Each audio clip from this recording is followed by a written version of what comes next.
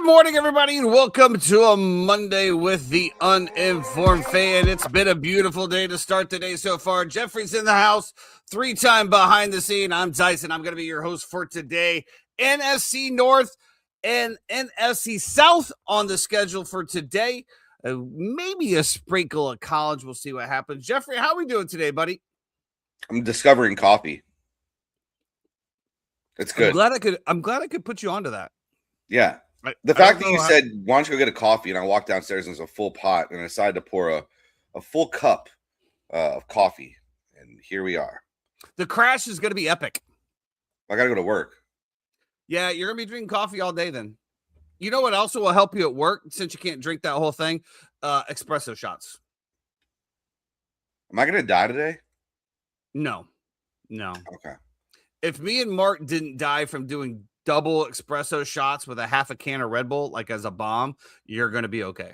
But I'm 40 now. Yeah, well, I was 40 back then, I think. Yeah, I was. How old are you now? 48. You were not 40 back then. It was 9 years ago. Oh, I'm sorry, 38, 39? Close enough, Jeff. Close enough. Let's get into it, guys. We got a jam-packed show today. Absolutely jam-packed. We're going to get to it all. But first, breaking news here on the Uninformed Fan, Jeff. The Cleveland Browns have named Deshaun Watson as their starting quarterback for week 1. Obviously, the talking heads are going wild. I don't think it's that egregious. I just don't. I look at it this way. Nobody, for whatever reason, Sanders is just tainted goods. I have no idea why. I mean, he looked pretty good in the preseason. Apparently, they've been neck and neck. I find it hilarious, though, that a lot of people are talking about how this wasn't a real quarterback competition. It never was. But yet, these are the same people that stood on their face and talked about the Tampa Bay Buccaneers being an open competition a couple years back, which is kind of interesting. Jeff, what are your initial thoughts on Deshaun Watson being named starting quarterback of the Cleveland Browns? Knock my luck. I do want to say this. I don't drink coffee ever. And I naturally am an energetic person and have a bubbling personality. And so false. I'm very worried about where there's a reason we call you One Pace Jeff. First of all, just because I can do my job at this half the pace of somebody else does not mean that I'm slow. It just didn't means say I'm you were. I just said efficient. One Pace Jeff. You're the one that took a fifth. Listen, Deshaun Watson, he looks washed to me. Shador looks like the better, younger version of Deshaun Watson. So yeah, I don't understand the move. But listen, it's Cleveland. They could fuck up a wet dream. So, I had no doubt in my mind that they would bungle this entire thing, which I think they have. But, Shador's going to have a chip on his shoulder now for when he does come in, when Deshaun gets hurt in week 3 or 4. So, well, I mean, it's tough to also leave $200 million sitting on your bench and admit that mistake as the owner from that perspective. There's also the thing of Jeff is I think when you look at Deshaun Watson versus Shador Sanders, it's not like one's blowing the other one away, right? So with that being said, if neither one of them looks like your QB of the future, do you put in a quarterback that's going to try to win you games, or do you put in a quarterback that might not give you the best chance to tank for one Arch Manning? Yeah, I mean, I guess I can see both sides of it. Browns do play the Jags to start off. You do have Jaguars -7.5 week 1 at home. I think it's a little bit much considering what we know about Jacksonville and what we know about Cleveland's defense. So I guess I can see maybe they're Todd Monken's just trying to put his best foot forward and win football games. Maybe Deshaun just grasps the offense a little bit better than Shador right now. But from what I've seen in preseason, Shador has been head and shoulders above Deshaun Watson. So I'm just head and shoulders, but definitely, But again, so with that being said, I think it also goes back to the point of if you start Sanders, you're not starting Watson unless Sanders gets hurt. That's just the way it is. True. You can easily start with Deshaun Watson and then pull him out when he's not playing well. Say, you know what? We gave it the old college try. You still couldn't do it. Now we're moving on. You're done. But I think there's some point within the Browns ownership that still feels like Deshaun Watson could be the quarterback that they signed for $200 and some million fully guaranteed. Because I think he hasn't played ball in 3 years, right? I think he's been injured for like 3 years. So, Yeah. I mean, we'll see what happens there. But let's get on to some better divisions, Jeff. Let's get on to some better teams. And let's start off with none other than the NFC North reigning champion, Chicago Bears. Obviously, a great season last year, capped off by miracle after miracle. There was a reason they were called the Cardiac Bears. 11-6, taking over this division. 9-7 Packers, 9-8 for the Vikings and the Lions. We're going to start right there with the Chicago Bears, Jeff. Caleb Williams obviously looks to be better, progressing second year with Ben Johnson in this offense. What are your expectations for the Chicago Bears this season, Jeff? I would expect them to win 11 to 12 football games. Absolutely. That is an absolutely enormous take there. Very insightful. Thank you very much. I don't, they won 11 games last year, Jeff. We talked about this before, these one possession games. Think about, the last second heroics from Caleb Williams against the Packers. There was 3 or 4 games. Very, very hard to replicate before this. I do see a little bit of regression. And not only that, I watched the preseason game on Saturday night against the Bengals. And the Bengals did not put any of their starters out for offense. The Bears put their full frontline starting unit out there, and the Bengals offense boat raced them down the field. Yeah, so I think the Kobe Bryant injury was horrendous. Horrendous. It's a huge thing that happened. It cannot be overlooked whatsoever. Not only his talent, but his leadership, what he was to that Seahawks defense, to then come over, sign that contract in the offseason to be one of the vocal pieces of your defense. Losing him immediately to start is just heartbreaking. I do think the offense is going to be great. I think year 2, Caleb Williams and a Ben Johnson offense, he's going to have a chance to cook. I think the more that you get into the offense, the more that the quarterback is able to get into his bag, and the more Ben is able to put things out there and do things. So I do think that they will be fine offensively. I think if you're looking for guys, Luther Burden takes that step this year. Obviously, you still have Roma Dunze. The loss of DJ Moore is what it was. I didn't think he was that big to the offense anyway. Somebody else will take over that role, that little gadget play. Colston Loveland, I think, is going to finish as a top 3 fantasy tight end this year, probably. And then you have the backfield. You have a good offensive line. You still have DeAndre Swift. You still have Kyle Monangai. I think the sky's the limit for this offense. I just don't know about the defense. And that's what I think is going to keep me from wanting to bet you for a division winner or to go far in the playoffs or something like that, is that I believe so wholeheartedly in the pieces that you have on offense and in your coaching staff. I just cannot get behind what I've seen so far on this defense. Well, also, you brought up the point about Caleb Williams making the step. He was one of the least accurate passers within 10 yards. Like he was missing the little plays, right? And that's going to be one of the biggest focus here to get to that 70% completion.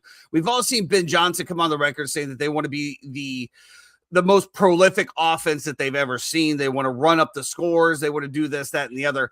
But unless Caleb dials in those freebie passes, it's not going to be that way. And we saw a little bit on the preseason again. He only played one drive. He missed Colston Loveland wide open down the middle, which probably would have been a touchdown. Just airmailed him. Now, there's going to be those things, guys, and there's always going to be little issues here and there. But when you're coming off of a season where you made the heroic plays but failed miserably on the wide open plays, that's going to be something that you're going to put your finger on. Go ahead. No, I was just going to say, remember the scene from training camp when he misses the tire or whatever they were throwing at and just absolutely loses his mind. The competitive edge is there. The guy is somebody who wants to win and wants to be great. And I think those are things that you can't teach, that he has within himself to be phenomenal. And I think no doubt with that, but he's still got to make the throw. 100%. But I think he'll be fine easily. Well, obviously, the Bears also bring in Garrett Bradbury. We lost Drew Dalman, who retires just suddenly at 27. I do believe we talked about this last year a little bit. His father played in the NFL, and there's definitely some CT injuries and concerns there. He's already made his bag. He's out of there. To your point, Luther Burden III is going to come up. We do lose DJ Moore to the Bills, which I think was a great addition for Buffalo.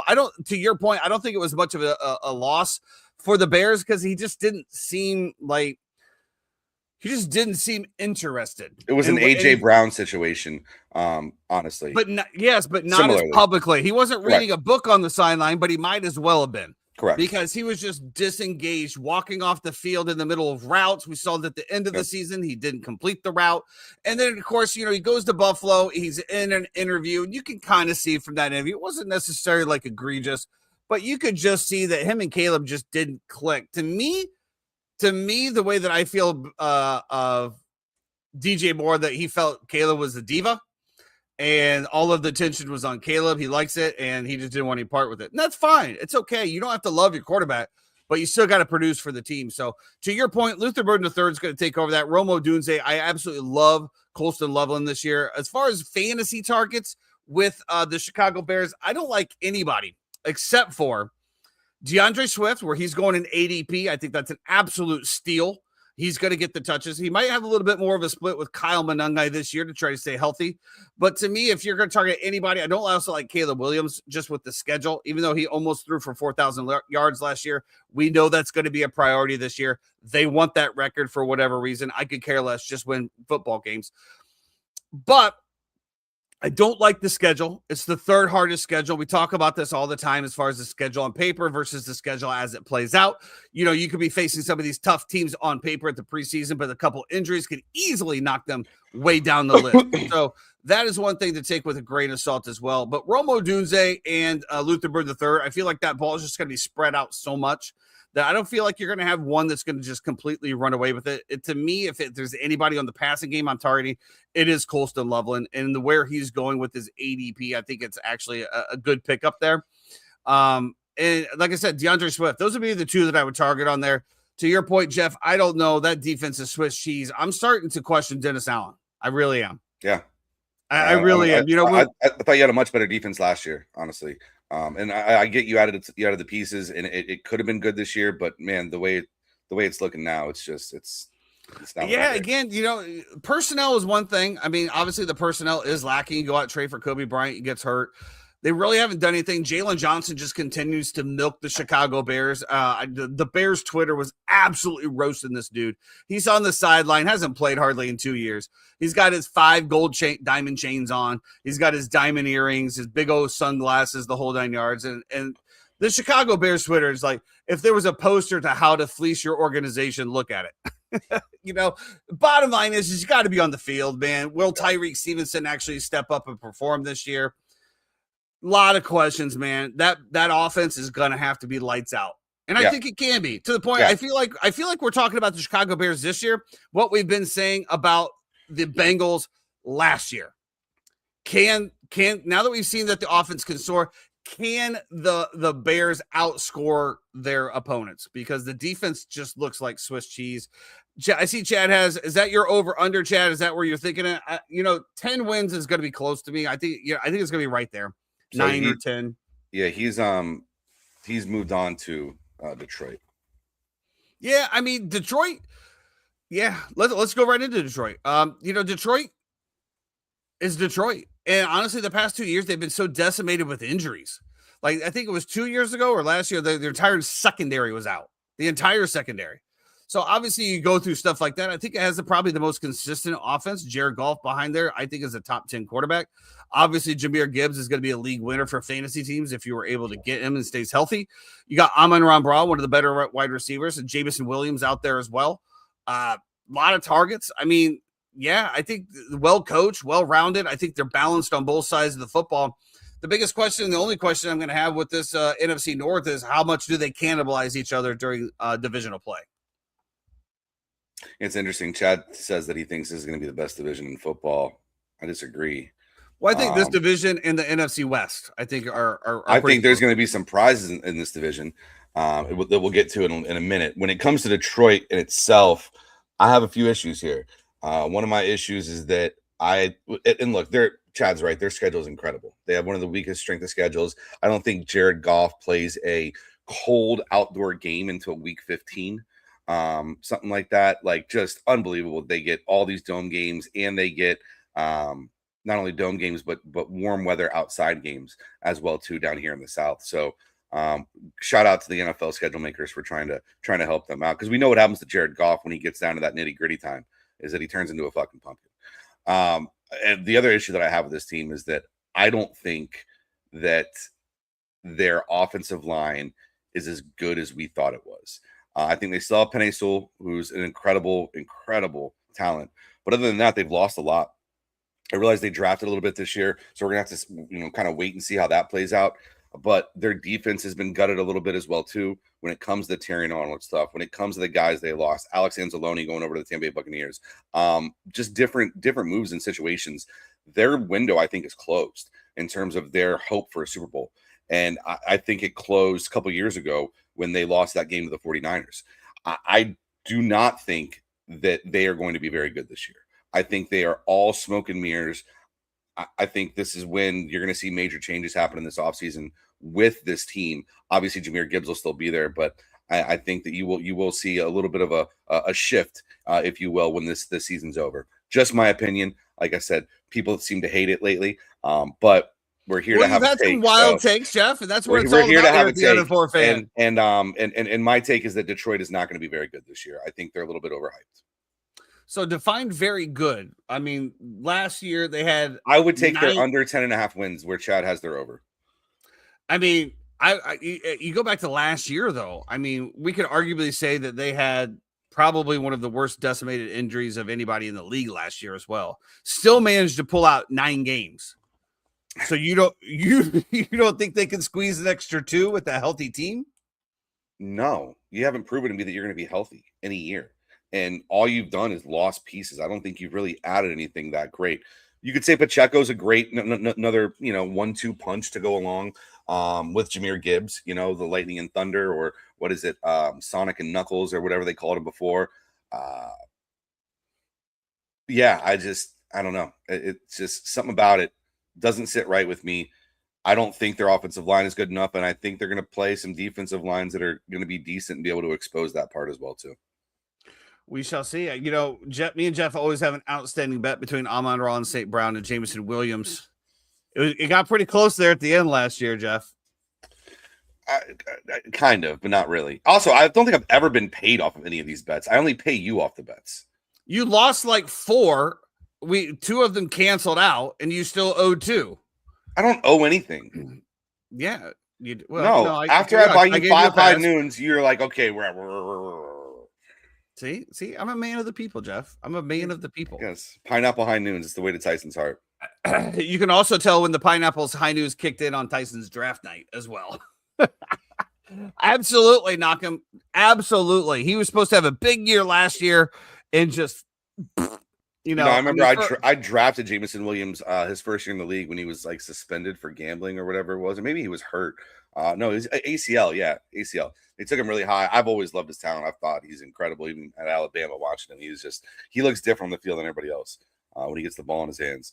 And he's just never truly gotten to his full potential. And I think part of the thing that I'm also assessing here too is that if I don't think your offensive line is going to be that great, how much time is Goff going to have to be able to develop those down the field plays? Amaron's still going to be able to eat, right? Goff can still get it out quickly enough to be able to mitigate. Laporta, I think is Laporta hurt as well too, I believe. So I don't know. I don't love it this year. I don't. I couldn't disagree more. I think that they're going to come out as a team on fire. I think they're going to come out with something to prove. Obviously, to your point, a lot of people are talking about how they don't feel like their Super Bowl window is open. And the Detroit Lions absolutely feel like their window is open, and they're coming out to show it. I think it's going to be a very, very tough year. And like you said, you're no outside games, easiest schedule. There's a lot of things working for them, which is kind of crazy at 9-8 to receive that kind of a schedule. Usually 9-8, kind of middle of the pack. Those schedules usually go to the 2-win teams, but we'll see what happens there. Next up, Jeffrey, the Green Bay Fudge Packers. Obviously, big move last year. Micah Parsons comes in on the trade. He blows his knee out against the Denver Broncos. They don't win another game. However, they should have beat Chicago twice, and they still lost those. My biggest concern is, once again, it's the same shit we talk about every year. Which Jordan Love are we going to get? Everybody loves Jordan Love. Everybody, really just continues to just tickle his loins with his accuracy, this, that, and the other. But you haven't seen a true wide receiver one stay healthy. And I don't know, man. The Packers, I feel like the Packers are the most overrated team every single year. Every single year for, I think, the last 3 years, everybody has predicted the Green Bay Packers to win this division, and they have just not competed. You can't lose one person and just lose the whole night. You just can't. One person can't do your whole team. Jordan Love gets the big contract. Josh Jacobs, obviously a good running back there. I don't know. There's a lot of hate coming from me from the Chicago Bears. That's obviously the team that I would rather just slit my eyeballs open than continue to watch or draft off a fantasy team. But no, I just feel like they're just slit your eyeballs overrated. Open is a wild take. Dude. But whatever. It came out and it's on air now. Chad, I agree. I think last year the NFC North was a really tough division. I thought it was good. I don't know how it's every team above 500. I will say about the Packers, I am kind of out on the Packers as well too. The fact that Micah Parsons just meant so much to that defense. I don't know. To me, it's another thing about Matt LaFleur. And I was really high on the Packers last year. I was all in. I had moved my chips in the middle. And this was before the Micah Parsons trade. Then they got Micah Parsons, and I was hell yeah, let's go. There's just something that I can't put my finger on with it. And to me, you're going to miss Micah Parsons for the first 6 games of the year to start. I think that's going to be tough as well too, especially when you relied on him so much last year. The Josh Jacobs stuff, where is that going to take you? Is he going to end up actually facing any kind of legal penalties for everything that happened with him and his domestic dispute? I don't know. There's a lot of question marks around this team. Obviously, if you're targeting fantasy guys, Tucker Kraft, Jaden Reed, I can never draft Christian Watson in a fantasy football league ever again in my life because I think I will literally probably go to the top of the contemporary and jump off. But yeah, I'm very down on the Packers this year as well too. I think I could see the Packers finishing last in this division for sure, and that hurts me to tell my Green Bay fans that. I think that game, like I said before, against Chicago, was a dynamic shift in the trajectory of both of those franchises in terms of the Bears and the Packers going forward. I just think that was first win in Lambeau in like what 10 years, 8 years. That was a monkey off the back. That was a pull yourself out. That is, we are changing the stigma around these franchises right now, and the Bears are here for real. And I just think the Packers are very mid, unfortunately. I think that the Bears and Packers line up pretty similar on the defensive end. The Bears don't have Micah Parsons, but yet that secondary for Green Bay is just Swiss cheese as well. I think it's going to be another thing where Green Bay's offense is going to have to outscore, which is obviously how the game is played, but you know what I'm talking about. And I just don't see the synergy out there. I mean, to the point, Christian Watson has played like 5 games in 3 years, something like that, something stupid like that. They just more rewarded than that. him. Yeah, I know that's a little bit, but they rewarded with the big contract. I mean, Tucker Kraft. I mean, to your point, fantasy. The only one I liked was Tucker Kraft, and even him still coming off that injury. He knows what. Absolutely, the Bears broke the Packers. You're absolutely right. Jeff called that last year as well. I don't like anybody on this Green Bay Packers team. I didn't draft anybody on this Green Bay Packer team. Even if Josh Jacobs would have came in an ADP that just was just too good to pass up, I feel like there would have been somebody else I would have taken there. To your point, too many question marks. We got to see it. We got to see it for a little bit, and not for nothing. Again, we're talking about a team that had 9 wins again last year. These are all 9-win teams in the same division. It's going to be tough. That's for sure. Jeff, just to wrap it up real quick, though, I do have a question. We talked about a little bit of fantasy. We talked about him being able to outscore. Who do you think is going to be his number 1 target this year? Is it going to be Tucker Kraft? For Jordan Love? Yes, sir. Jaden Reed. Jaden Reed. It is really weird that they just paid Christian Watson a ton of money as well, too. I thought that was wild and out of pocket. I'm like, how do you re-sign this guy to a contract who can barely stay on the field, who's had soft tissue injuries left and right his entire career, he's your stretch guy, right? He's your deep ball stretch guy, all the talent in the world, can never stay healthy. He gets re-signed to a huge contract. Was just kind of wild to me. I just think Jaden Reed's the most consistent person in that offense. I agree with Tucker Kraft. I thought Tucker Kraft was in last year. That was an undeniable, unbelievable 1-2 punch with him. And Jacobs was pretty good last year as well too. I think Jacobs takes a step back as well. But yeah, Tucker Kraft was incredible last year. I love targeting him. Obviously, coming off the injury, we'll see how he responds the first few games of the season and go from there. Well, moving on to the Minnesota Vikings. Obviously, we talked about them. They finished 9-8 with arguably no quarterback last year. Correct. And yeah, so we add little guy, Kyler Murray. He's over there. We brought him in. He is going to be named QB1. We'll get into what that means for J.J. McCarthy maybe a little bit. I guess the biggest thing out of the Minnesota Vikings, Jeff, is can we get consistent quarterback play? Yes. I mean, we had Sam Darnold, who was in there for 14 wins. Granted, he had a bad postseason. You let him walk because you thought that you could do J.J. McCarthy, whether that was the GM, owner, or Kevin O'Connell. I don't know.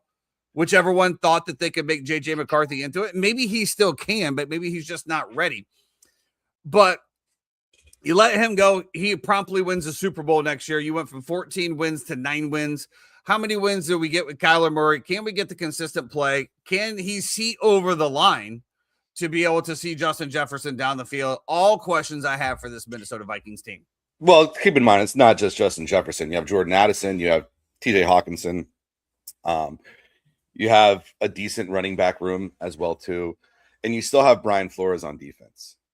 I think consistency and continuity are huge there. They brought a lot of guys back, added a little bit. If you're looking for a value, like I've said, I'm not in on the Lions. I'm not in on the Packers. I am absolutely in on the Vikings. I want shares of this, especially at plus 500 to win the division. I think it's a very interesting price. I just think Kyler Murray has a 1-year prove-it deal. And if he can just not play Call of Duty when it drops in October, we'll be absolutely fine. Now, the fact that Call of Duty, the new Call of Duty Modern Warfare 4 does drop in October is very worrisome about this take, because that is the one thing that I cannot control is how much this guy plays fucking video games. It is unreal. That being said, I think if you can just lock in for 1 year right now, you have a chance to go get paid and get a 4-year contract for $50 million a year if you ball out this year, which I think you can. If you look at the past few guys who have gone through Minnesota, who have been under Kevin O'Connell and had a chance to develop, I like the Minnesota Vikings to win this division this year, especially at the price of plus 500. Well, he's already got coming. This is last year's coming off his $100 million contract. So to your point, might as well add a couple more zeros there. I feel to your point again, the Brian Flores GTA is coming out too. Yeah. Yeah. Well, is it though? Is it? It's been so. Hold on, real quick caveat. Have you coming out with Cyberpunk as well? Yeah. Have you seen that where Cyberpunk has been releasing gameplay and stuff like that, and they're trying to locate him basically to stop him from doing this? And he said he has a dead man switch to where if for some reason he dies, something happens, he gets locked up, that it will trigger the release of the entire game. I have not. Yeah. They've been saying they're going to release that game for 3 years. I could also say this could also be just a straight up marketing ploy, right? Like GTA could just be saying this just to create hype around the game and go, yeah, allegedly. So correct. Allegedly. Anyway, back to football. But back to football and not playing video games. I do agree with you. The defense, I think the defense is going to be their strength. They have all the weapons on offense. They just need quarterback play. And if you're going to tell me that they could win 9 games without a quarterback and their over-under for this year is 8.5, I love that over. I absolutely agree that I feel like Kyler Murray at least gives them something stable, an upgrade over J.J. McCarthy, even though J.J. McCarthy did beat the Chicago Bears in week 1. Rumblings are that J.J. might be QB3 behind Carson Wentz, who they are paying, I think, a significant amount of money for a backup quarterback. So, what's up, Buff? Good morning. What up, Buff? That is very interesting. They also signed Juwan Jennings. Yeah. Yep. goes along that good receiver room to go That's along with that's Addison. And that's I mean, 4 good targets. dude, they have weapons, and they have a guy who can get the ball to the weapons. We've seen him do it Yeah. before. Chad, And what's a the guy line who on can that? move out of the pocket, I think is like it's just to me when I look at it, and if I'm saying that I don't think that these other teams, I think all these other teams have super inequities in terms of certain positional and personnel wise as well too. I think that the Vikings have a chance to make that push. We always see a team go from worst to first every single year, and I think this is a chance for the Minnesota Vikings to be able to do that. Can't wait to watch Baby Arms run all over the field against the Bears this year. You know, there's going to be so many of those plays too, where he's back for, you never see it with him. Just once you see it, you guys, you won't unsee it. Just Yep. think about every time you watch Kyler Murray scramble with the football, just think of a little baby with the bottle running away from the family. Yep. You won't understand it. All right, Jeff, it's time to make our NFC North predictions. Obviously, as a Chicago Bears fan, I got to go with my boys. Honestly, I feel like this division is pretty much equal across the board. I really do. So if you're betting for value, I think that you're fine with any of them, to be perfectly honest with you. However, I will say that the Bears somehow squeak it out. I think that the Lions are right behind them, and then the Vikings, and then I got the Packers bringing up the ass end this year. Maybe that's just wishful thinking. Whatever. I hate them. Heard. It's always F the pack. I will go Vikings 1, Bears 2, Lions 3, Packers 4. Well, that's scary, guys. Everybody take the Packers to win the division right now. Anytime that we're aligned, it's usually never good, but we shall see. All right. Let's get on to Jeffrey's NFC South. Let's start off with the Carolina Panthers. I don't know why, but it's just in that order. Bryce Young, what is this? Bryce Young's 3rd year, 4th year? What is this? I believe he's Jeremy. He's extension eligible this year, right? Did they extend him or no? They did not extend him, so they did not pick up his 5th-year option. 5th-year option. Yeah, I guess we're starting with the Panthers. Listen, I like Ted McMillan. I think he's going to get peppered with targets. If you want to take a guy like Jalen Coker as well too, who was pretty good efficiency-wise on the field when he played, I don't have a problem with that. Obviously, they add Darren Waller at tight end. The running back room is going to be really interesting to me because I do think that Brooks is super viable. I thought he went a little high in our draft. I think in the sixth round or something like that, where I went and got Chuba. I went and got Chuba Hubbard in the 9th or 10th, something like that. Listen, Brooks has been hurt the past few years. I understand they're finally excited to have him back. They're probably going to start him off and give him a ton of work. I don't know if that's the right move for a guy who's injured and finally getting gameplay, who's been injured for the past few years. So, yeah, I think there's a little bit of value in Chuba Hubbard as well too. And Bryce Young, I don't trust as far as I can throw. No pun intended. Really hoping Trask gets a little burn here. He did sign his 4-year contract in 2023. They did pick up his 5th-year option, locking him under contract through 2027. Okay. Yeah, I mean the NFC South. Let's call it what it is. It is a whole stew of mediocrity with flashes of greatness. How about that? Flashes of greatness. To your point, the Carolina Panthers are an absolute shit show. Finished the last year, actually won the division at 8-9 because the Bucs could not get out of their own way. Well, also, the way the tiebreaker came down, Atlanta losing to LA. Bro, you just had to win. Very end. I don't want to hear it. You just had to win your games. They did. No, you lost. You lost again against. We lost to the Falcons when we were up 20 or whatever it was. That was it to clinch the division. Yeah, and then you lost to the Dirty Birds. The gods came together to just absolutely throat fuck us for the last 3 weeks, and it was what it was. It definitely was. Bryce Young, to me, like you said, I don't know about that guy. Did add Darren Waller. If you're getting anybody on that team, it's definitely Tetris McMillan. I just feel like that's probably the only fantasy option that you have there until Kyle Trask takes it over in week 6. Then the fireworks are going to start, boys and girls. Then the fireworks are going to start. Let's just do right here. So neither one of us are convinced on Bryce Young. Neither one. Win total is set at 7.5, though, Jeff. That's spicy. I would have to think of the Dave Canales offense that we would get a little bit more production. What's that defense look like? I think the defense is going to be okay. I I don't mean, they think progressed nicely through last year. I don't know if they got any big moves or lost any big guys, but yeah, I 7.5. I don't know, and that over is plus 15, plus 115 on that one. Yeah, I'm a big fan on Carolina this year. I just thought Bryce Young had some lightning in a bottle in certain situations, but I didn't think they were very good. I mean, they even lost to the Bucs going down the stretch, which was atrocious considering injuries and just the vibe of the entire team last year. So yeah, I'm a fade on Carolina this year. I'll take their unders. I don't think they finish. I think they finish 4th in the division. This is definitely a booming division here. Bucks win total is set at 8.5 with the under facing the Juice. So Yeah. betting favorites are under 8.5 there. Carolina Panthers under 7.5 is the betting favorite there. The Saints 7.5. The over is the betting favorite there, and the Falcons at 6.5 are the betting favorites on the over there. So according to this, it looks like the Saints are the favorite to win the division this year. Yeah, I mean, sure. I mean, they are plus 260 on Hard Rock Bet. Bucks at plus 175 on Hard Rock Bet. Well, let's get into the Bucks, Jeff. Let's get into the shit show that is. We've wasted enough time on the Carolina Panthers. Well, so real quick, I saw Chad talk about the Atlanta Falcons.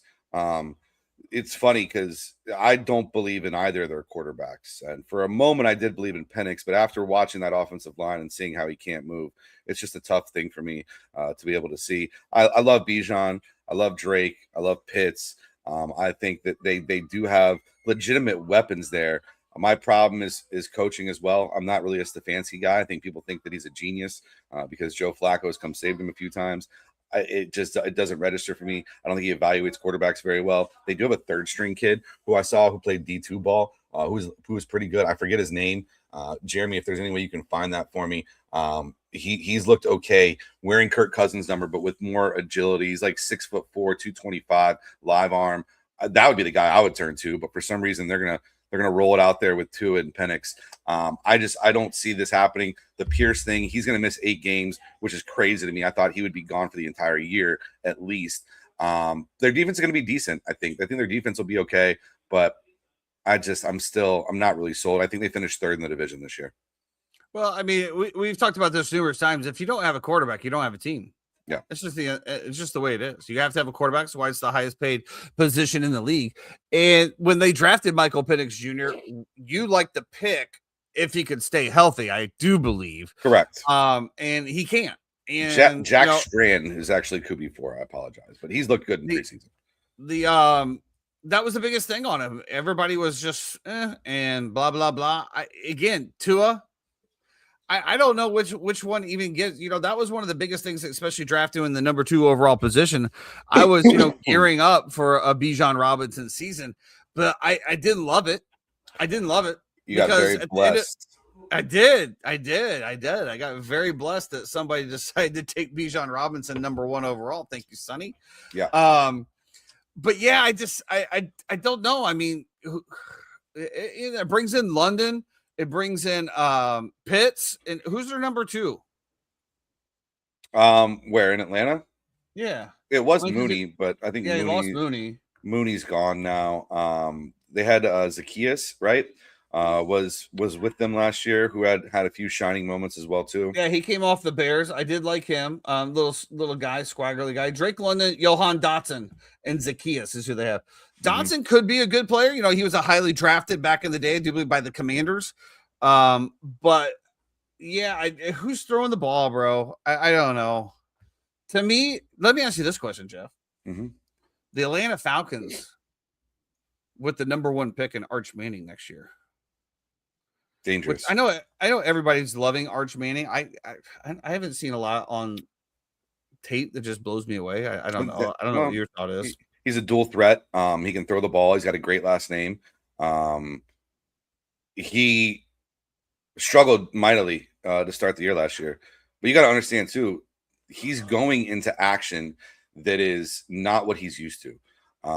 The level of competition that he was playing at was not one that was, Texas 7A football.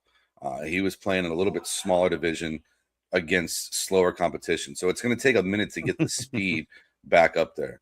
I would agree, man. I would agree. But it feels like a lot of True. these teams are literally just going for the sweepstakes on at the quarterback level. Yeah, I think Atlanta's they're gonna have some big upsets and shock some people, and people will call Stefanski a genius, and I can't believe he's doing with this team and blah blah blah. But to me, they're a 6 or 7 win team at the end of the day, just by looking at their roster and their personnel. I just don't love it, and so for me, I think that there's much better teams in this division who we're about to get to. Absolutely.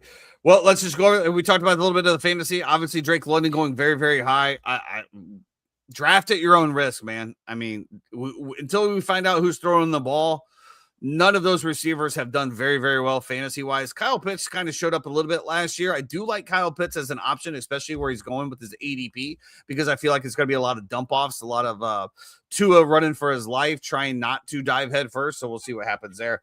Before we get into the shit show out of Tampa, Jeff, let's just go ahead and jump into the New Orleans Saints, your favorite team in the world. Obviously, Tyler Show. They're going with Tyler Show. I thought the Spencer Rattler had some good moments over there. They put Tyler Show in. He just kind of had the same moments, and they just went straight for them. Kellen Moore, year 2. Alvin Kamara is out 4 to 6 weeks with the MCL sprain. He'll probably be back weeks 2 or 3. I really find that backfield interesting with ETN and Kamara. I really do. We talked about it a little bit over there. I think that backfield is absolutely great. They also just traded for Zamir White to add a little bit more depth to that running back room.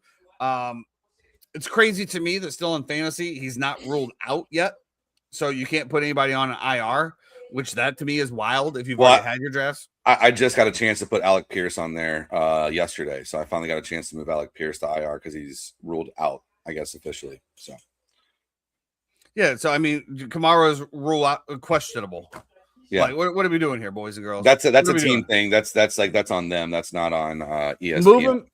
So. Well, is it something though? If they put him to the IR before the season, that means they have to miss the first 4 games. If they're put on the PUP list, then you have to miss the first 4 games. Right, but you can put him on the IR, just right. I mean, or is there no IR in preseason technically? I think there is IR for sure, but there's different designations. Anyway, way to screw me over. Non-football injury NFI. That you have as well too. Obviously, the Saints receiver room was looking really good with Chris Olave and Tyson Lewis. Tyson, what's his last name? Jordan Tyson. Jordan Tyson. I knew Tyson was in there somewhere, obviously.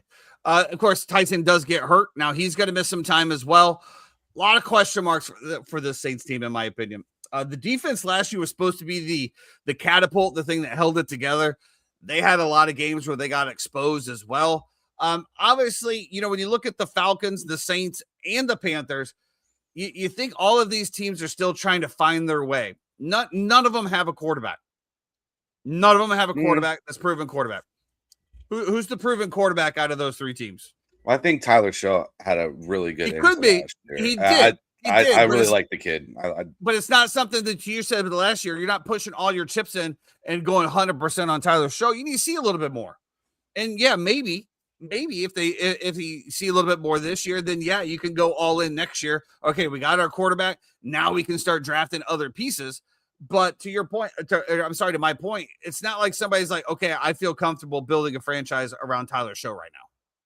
Yeah, well, I think the Saints do. And I think that's why they took him where they did. I think that's why they put him in. I think they saw something. And listen, say what you want. I think Kellen Moore is a decent evaluator of quarterback talent. Obviously you have to hit the reset button when Carr decides he's not going to be playing anymore. But, in true Saints fashion, they really haven't been down for too long. It's only been a few years since Drew Brees retired. So, and I don't know, there's some kind of continuity on that team. Being in New Orleans this past year was incredible. I love the city. I fell in love with it. It's just the vibe, the hype, the way everything is. It's such a cool place. And as much as I hated them before, I don't hate them as much now. That being said, I do think they finished second in this division. I do like Chris Olave this year. I think he has a chance to be really good. Obviously, I drafted Travis Etienne in our big league. I think he's got a chance to really pop this year on a team that has a decent offensive line. And we'll see what they can do on defense. I think their secondary is pretty good. I think that the Saints will finish second in this division this year. What's their over-under on wins this year? 7.5. I like the over 7.5 there. I do. I think 8 is probably the floor for them, in my opinion. And so I think if I have 8 as the floor, then I would definitely take the over on wins for the New Orleans Saints this year. I think it's going to be a good year. I think Kellen Moore can coach for sure. Knock him. Yeah, I mean, I don't dislike Show at all. I think that we saw a lot of good things. I'm just saying when it comes to like franchise quarterbacks, and we're looking at this entire NFC South, which we're about to get to the Bucs, there's not somebody on there that any team wants to put their stamp and say that's my franchise quarterback. I think one guy that nobody's talking about that's going to be very interesting to me on the Saints is going to be Juwan Johnson. I think that people are kind of sleeping on him as a tight end. He's super big. Good year last year. He's athletic. He had a good year last year. Obviously got hurt at the very end.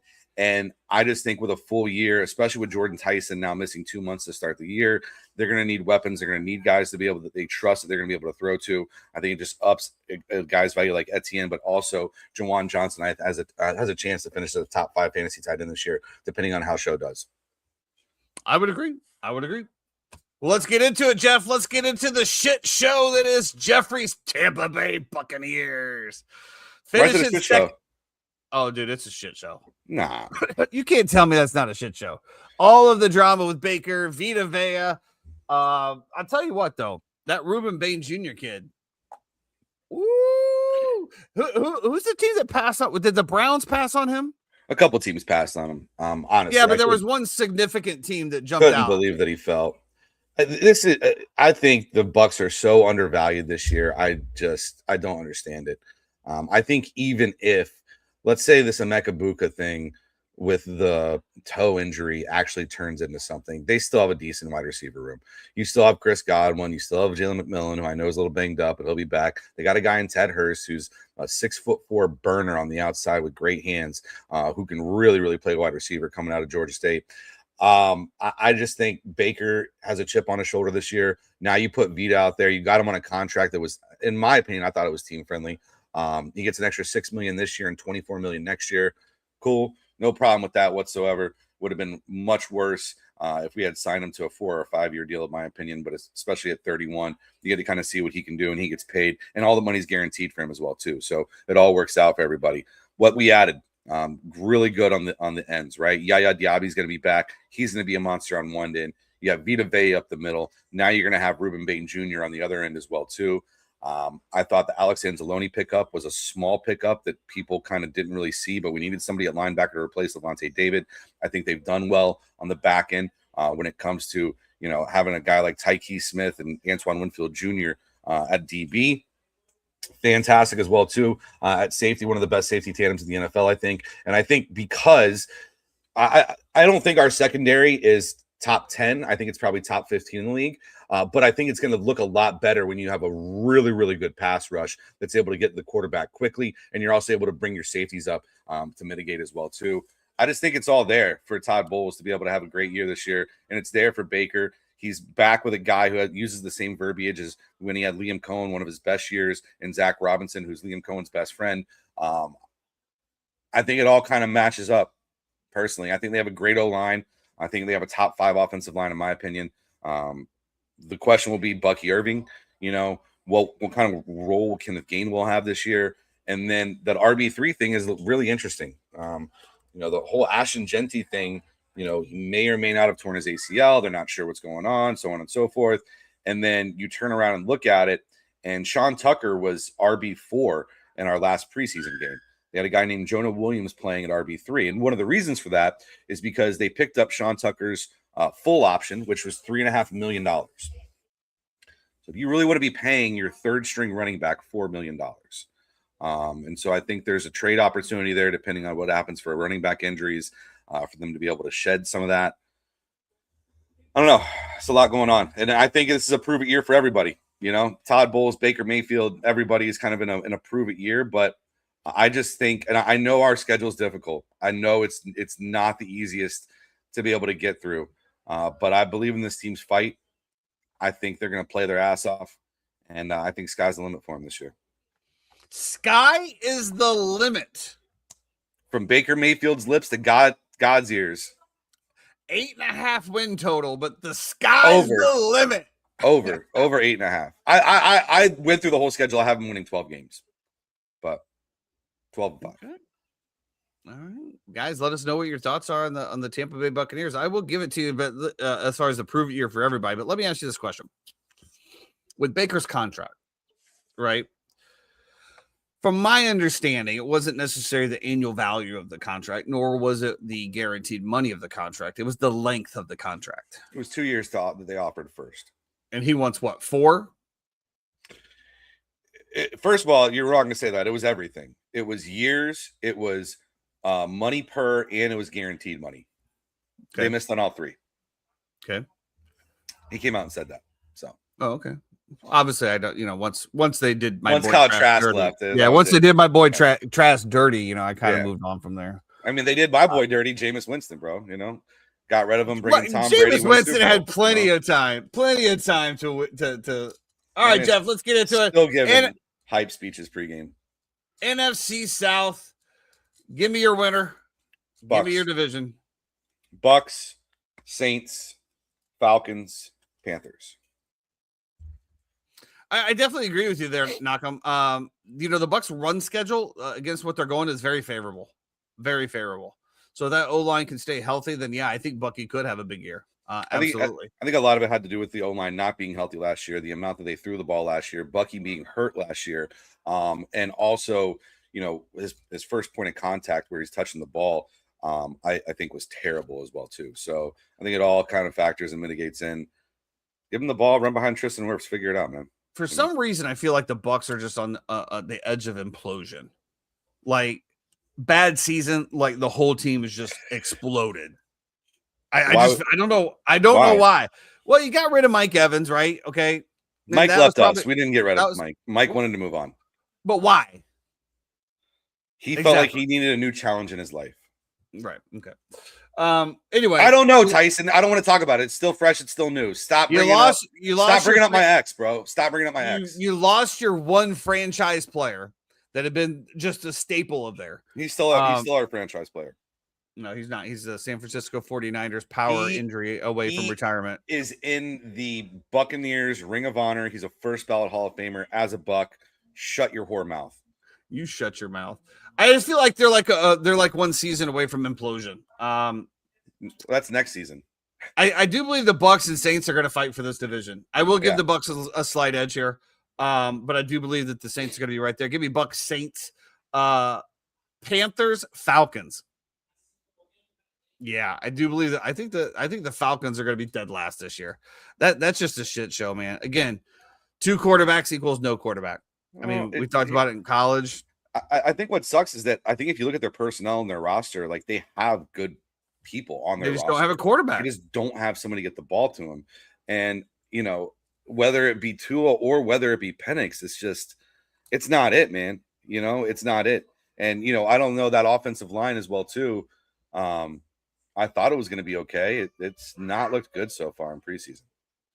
Yeah, I don't know. Like I said, now I will come out and say this. I will come out and say if they get decent quarterback from them, they are the dark horse. I guess, when I look at it, I think, the Panthers are going to be whatever. I think the Saints could be whatever as well, honestly. Every team's only an injury away from just having an absolutely terrible year. If the Atlanta Falcons can get mediocre quarterback play, keep the defense off the field to where they can actually get rest and not play the entire game, then the Atlanta Falcons could make some sneaky get some sneaky wins and move up that division. But until I see that, I can't do anything about it. I can't do that. All right, that's going to do it for that division. That brings us all the way through all of our NFL predictions. Now it's time, just really quick, to talk about Jeffrey's favorite sport in the world, college football. Let me just start off by prefacing, I don't feel college football has been in a worse place ever in its existence, to the point where we just saw somebody get cut from the NFL and go right back and signed a contract with LSU. Yeah. The tight end, Lane Kiffin. He's got to clear waivers first. He's got to clear waivers. What are we doing, man? What are we doing? I'm so out on college football. Yes, you could say it's because the Gators haven't really been relevant in a while. I'm fine. I'll take that. I'll take it. Maybe the Gators were good back then because they paid players. I don't know. I'll take it. I don't care. None of your bullets are going to penetrate. They're going to ricochet right off because I don't give a shit. However, the state of college football is just asinine. Absolutely asinine. We're paying kids coming out of a high school into a program millions of dollars. Millions of dollars. Thanks, Knockham. I appreciate you, Knockham. You're paying millions of dollars for these kids, man. You're screwed up lives. That's all. And now, well, what do you mean screwed up lives, Tyson? Well, you take some of these kids that aren't very mature. Maybe they don't have a lot of family structure. Maybe they don't have the right people around them. And you start handing them millions of dollars. Shit's going to go wrong, man. Shit's just going to go wrong. I don't care. You can say, give him the bag, whatever. I know that there's a lady on the other day talking about NFL, like he deserves all that money. He deserves. No, the fuck you don't. You don't deserve $65 million a year when I have to pay $500 a ticket to come see you at your ass play. And that's why I'm no longer a Gator season ticket holder. But let's get into it, Jeff. I just want to say this. We're not going to talk a lot about college on this program going forward. No. For the simple fact that the romanticism that existed in college football no longer does. The times of recruiting a guy, watching him go through a process of being a backup and rooting on and being a great teammate to then getting a shot and being elevated by his teammates and so on and so forth no longer exists. That entire thing is over. And we have become such a instant gratification, immediate society that it has spilled into our college teams and our college programs. And for that simple fact, I'm done with college sports for the most part. They're entertaining. I'll bet on them. You know what I mean? But I will never care the way that I cared, even 4 or 5 years ago. It'll never happen again in my life. Let me press this, especially to the new viewers and everybody that's coming in. I really appreciate everybody jumping in. All of the new viewers from TikTok, YouTube, X, and Twitch. Jeff cared more about college football than NFL. Correct. Like his passion and his knowledge of college recruiting was off the charts. He would know what Florida State was recruiting, like on a college, on a high school level. It was very, very impressive. I was never that guy. I'm still not that guy. There's a reason the show's called the Uninformed Fan, because one of us is uninformed, the other one is slightly informed, maybe. I don't know.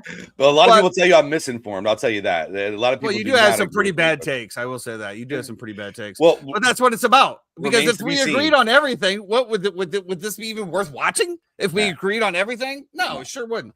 But I will tell you, you nailed it right on the head. The romance of college football is gone. They're paycheck players. There's no I'm bleeding for the orange and blue, Gator for life, Florida State for life. There's none of that. Yeah. And you can say, well, that didn't matter. It's about winning games. It most certainly meant something, man. It most certainly meant something when you put the Gator uniform on or the Florida State uniform on, and you were there for 4 years, got your degree, and gave your heart and soul to a program that you were a Gator for life. Now it's bounty hunting. That's all it is. And I'm not here for it. I'm done. I canceled my Battles and subscription. I'm just, until they figure it out and clean it up, man, I'm out, bro. Like, I'm not going to request off days to go watch college games like I used to. I can't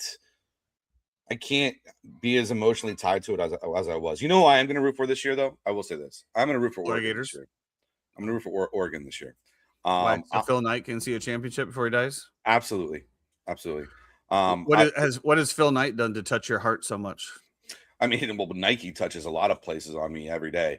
Also touches a lot of sweatshops, Jeffrey. I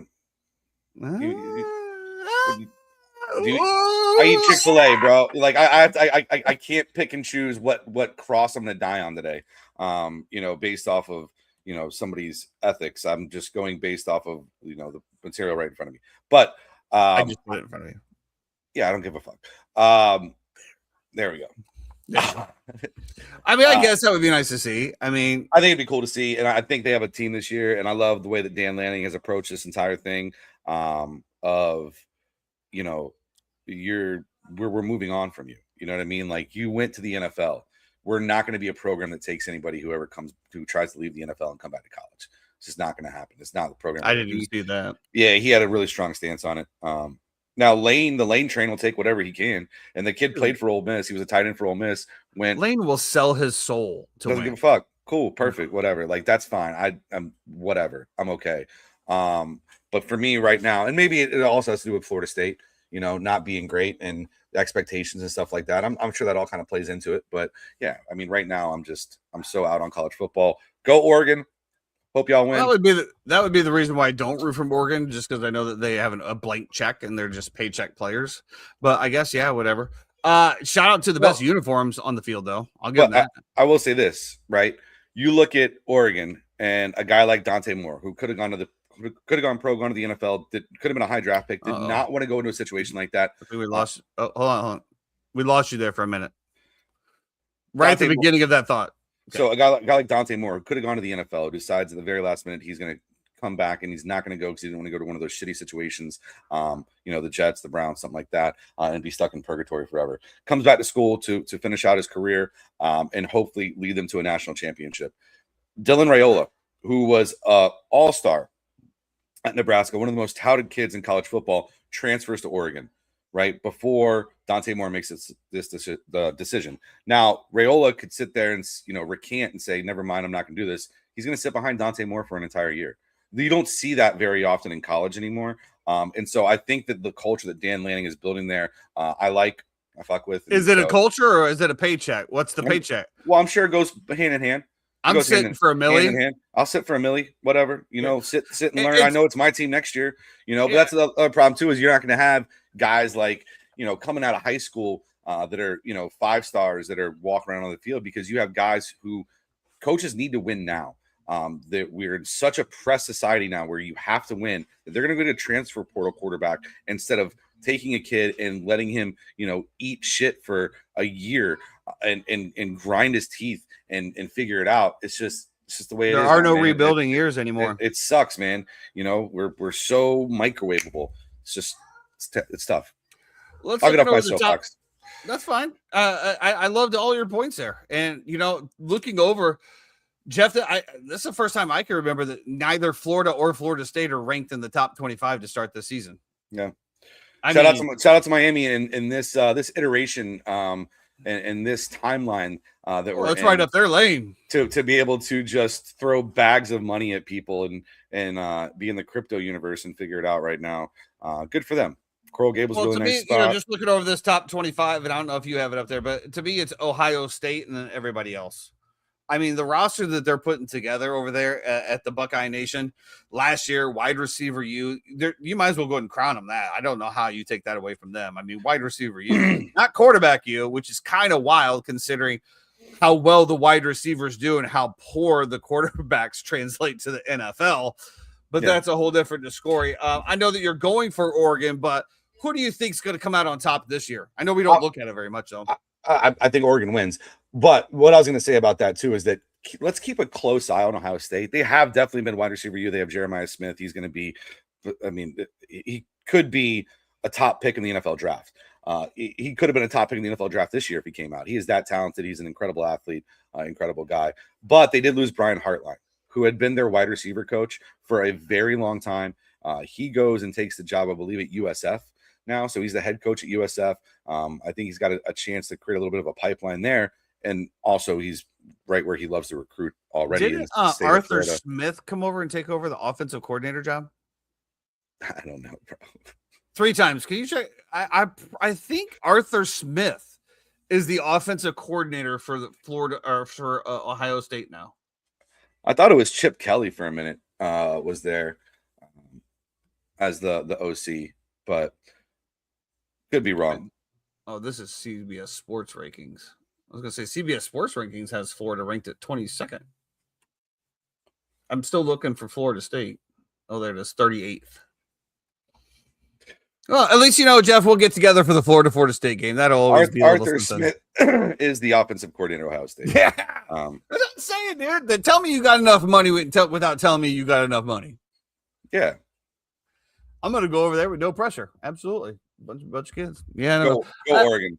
It's going to be a disappointing season for us Florida boys, or at least Florida State. We'll get together, have a little bit of time, but yeah, big game for FSU, and I think like a real let's circle it and say this is how the year is going to go, is the FSU plays SMU.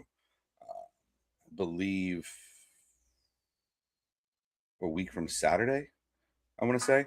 So they start off with New Mexico State or something like that, I believe, on Saturday. And then a week later, they play SMU, who is a top 15 to 20 team in the country, supposedly, and they have a chance to win the ACC. So that All will Texas be teams have money. That will be the litmus test. Yeah, if you go to SMU, Texas Tech, Texas A&M, Baylor, Texas, Rice, I would assume probably has some money in there as well too. Rice is in Texas? I didn't know that. Jeff, real quick, just before we wrap it up, if I were to read this out to you, let me know what you think this is. Blank was arrested over the weekend on misdemeanor counts of disorderly conduct and possessing criminal tools. What would you think that would be? In what aspect are you asking? That's the charge. They were arrested this weekend on misdemeanor counts of disorderly conduct and possessing criminal tools. Well, I'm assuming criminal tools would be like a lockpick, maybe like a thing that you use to open up car doors. A what? You know, one of the... A Jimmy? A Slim Jim? I know what you're talking about. How would it be involved in prostitution, Jeremy? You know what, dude? You're not... Jeremy's over here bringing spoiler alerts. Anyway, San Francisco 49er owner Jed York pleading no contest to a pair of misdemeanor charges after being arrested in Ohio on suspicion of engaging in prostitution. I mean, I don't know about... it'd be tough for me to plead guilty to suspicion of prostitution. You know, I'm either prostituting or I'm not. Oh, he was caught, Jeff. I mean, that's why. Where does the criminal tools come in with prostitution? Is that a condom? That's a criminal tool? Sounds to me like it's a safety device. What about like 10K in cash? That's still not a criminal tool. He said Hims pills. Yeah, he got busted with Cialis trying to solicit a fucking hooker. Very, very interesting. Seems very American to me. I don't know. God bless, dude. What happened to our rights? Let them do what they want to do. I don't know. Sex workers are workers. They're people too, Jeff. They're people too. I think that's going to do it for us today on the Uninformed Fan. Jeff, anything to wrap us up with? Jeremy, any errors, omissions, or mistakes? No. When are we back? Next Monday. Are you back next Monday? I don't know. Maybe. Well, that would be August 31st. 31st? Maybe not. Or how long? For those of you guys that don't know, Jeff's going home to his motherland, the country that he roots for in the World Cup, and you know all of those for the USA, the United States. But I also root for Brazil. Yeah, no, it's one or the other. I mean, why? That's literally called treason. That's why the people got executed back in the days for allegiance to more than one company or more than one country. I'm going to paradise. It's going to be kind of cool. We're going to this place called Trancoso in Bahia. They call it like a billionaire's paradise. I don't know what the fuck that means, but you can't hide money. I know. I paid like you belong there. 6 bands for this villa for the week. It's crazy. So when do you leave and when do you come back? I mean, I'm gone the 1st, and then I'm back on the 9th, first day. Well, I could probably do a show from there. But the reason I don't know is because there's a poker tournament, Orange City. They have a huge tournament that's going on out there, and I'm playing in a satellite. So the final day is the 31st. So if I do make the final table, we'll play it by ear. I'll let you know. We're safe, guys. We're safe. No worries. Yo, come on, man. We're safe, guys. Guy wins crazy, tournaments bro. over at backstage. Now he's trying out for the World Series of Poker. Well, that's going to do it for us today on the Uninformed Fan, guys. Stay tuned to the socials. We'll let you know, obviously, when the next show is going to be. Thanks for all the follows on TikTok, YouTube. Look for those shorts every single day. Until then, if you do happen to be driving, please, for the love of God, stay out of the left-hand lane. Stay very blessed and highly favored.